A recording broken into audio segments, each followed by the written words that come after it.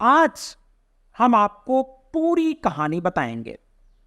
शुरुआत में पिता देवी दीन को भी इस बात का अंदाजा नहीं था कि जिस बेटी का जन्म उनके लिए खास नहीं था, उसकी मृत्यु का दिन इतना खास हो जाएगा कि पूरे देश में हड़कंप मच जाएगा। अपने माँ बाप के 6 बच्चों में फूलन दूसरे नंबर पर थी। वह तब्बू और शांत नहीं थी, वह बिल्कुल अपने भाई बहनों से अलग थी। इतनी अलग कि सही गलत की लड़ाई के लिए वह किसी से बचपन में ही भिड़ जाया करती थी। फूलन के पिता देवी दिन कड़ी मेहनत के बाद भी अपने घर का खर्च नहीं चला पाते थे। संपत्ति के नाम पर उनके पास केवल 1 एकड़ जमीन थी। पिता की मौत के बाद जो फूलन का बड़ा भाई था, वो घर का मुखिया बन गया और अपने बेटे माया दीन के साथ मिलकर उसने देवी दीन के हिस्से की भी जमीन हड़प ली। जब फूलन को इस बात का पता चला कि उसके चाचा ने उसकी जमीन पर कब्जा कर लिया है, तो वह उनसे भिड़ गई। कहा जाता है कि जमीन के लिए चाचा से बात इतनी बिगड़ गई कि मामला हाथापाई तक पहुंच गया और फूलन ने अपने खेत के बीच धरना देना शुरू कर दिया। लेकिन उसे अपनों पर बहुत गुस्सा झेलना पड़ा।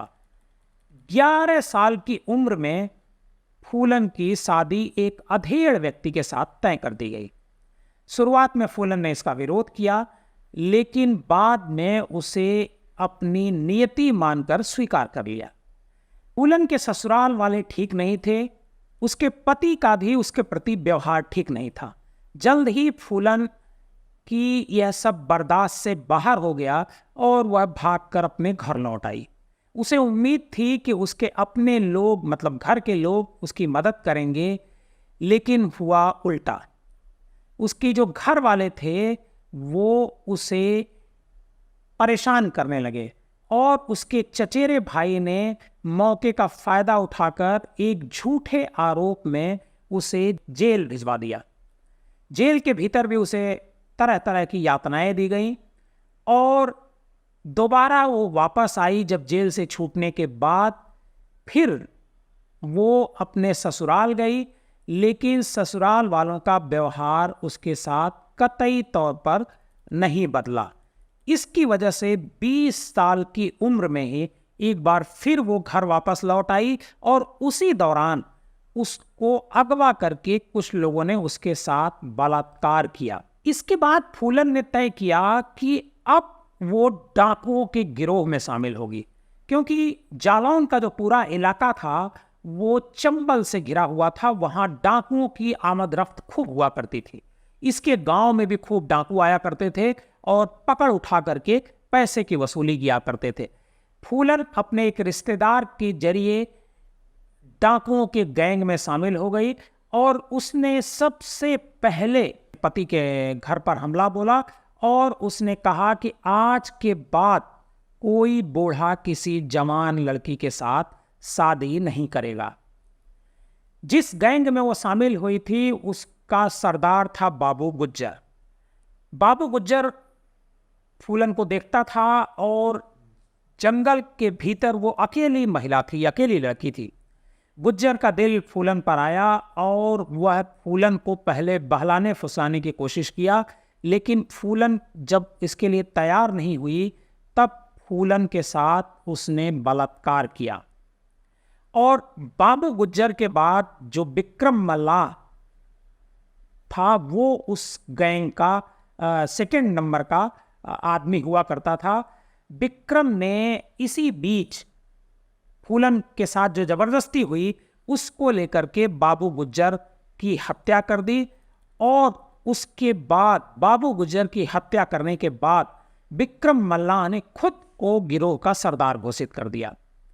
इसी बीच इनके गिरोह में जेल से भागे 2 कैदी राम और लाला राम, श्री राम और लाला राम, वो दोनों आए और दोनों इस गैंग में शामिल हो गए। इसी दौरान गिरोह में फूट पड़ गई और विक्रम मल्लाह को श्री राम और लाला राम ने गोली मार दिया और फूलन को बंदी बना करके ये लोग बहमई ले गए।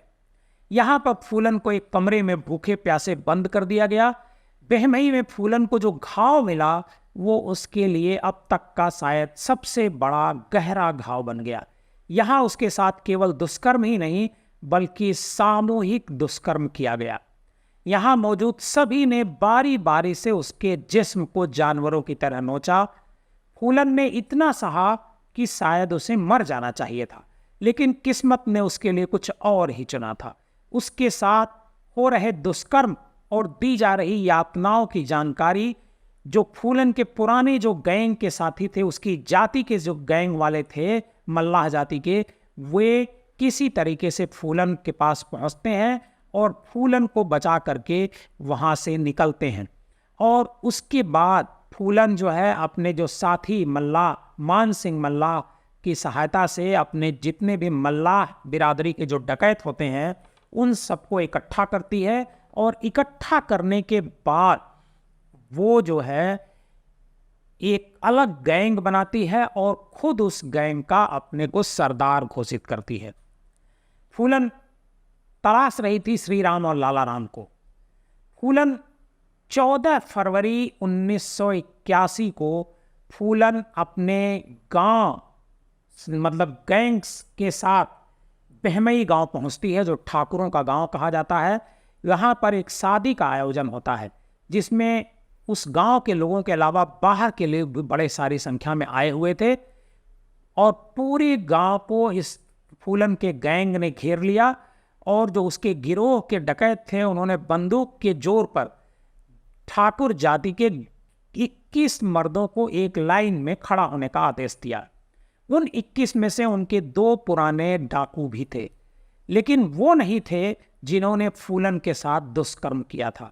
कहा जाता है कि फूलन जब अपने दुश्मनों को वहां पर नहीं देखी तो वो बुरी तरह बौखला गई और उसने पूछा कि लाला राम कहाँ है।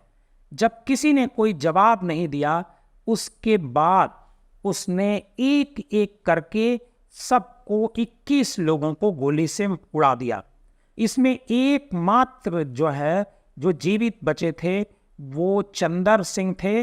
वो सौभाग्य से वो बच गए थे।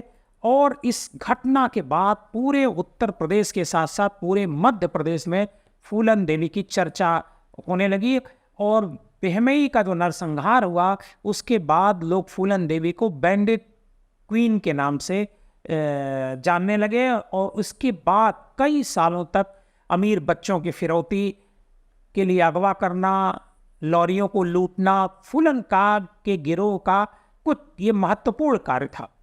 लेकिन इसी बीच उत्तर प्रदेश में मुलायम सिंह की सरकार आई और फूलन को आत्मसमर्पण के लिए राजी किया गया। फूलन ने आत्मसमर्पण किया।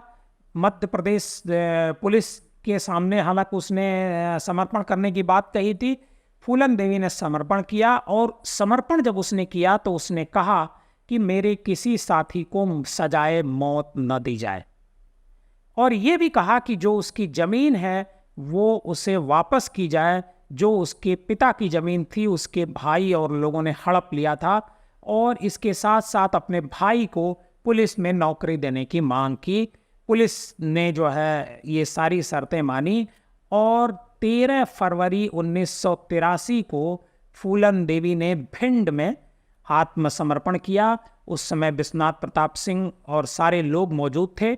फूलन देवी पर 22 कत्ल, 30 लूटपाट, इस तरह के बहुत सारे मुकदमे थे, और इस मुकदमे चलते रहे। करीब 11 साल तक मुकदमा ये चला, और 1993 में मुलायम सिंह की सरकार ने उन पर से सारे मुकदमे हटाए और फिर फूलन देवी को रिहा करने का रास्ता साफ किया। 1994 में फूलन देवी रिहा होती है, और वो जेल से बाहर आने के 2 साल के भीतर ही 1996 में चुनाव लड़ती है और मिर्जापुर से सांसद बन करके जाती है। 2 बार मिर्जापुर से वो सांसद बनती है, और सांसद बनने के दौरान ही 25 जुलाई 2001 को उसके आवास के सामने ही शेर सिंह राणा नामक एक व्यक्ति होता है जिसने उसकी गोली मारकर हत्या कर दी।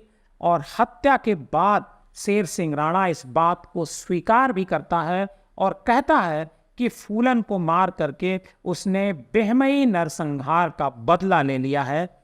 और शेर सिंह राणा यह भी कहता है कि उसने बदला लेना भी फूलन से ही सीखा है।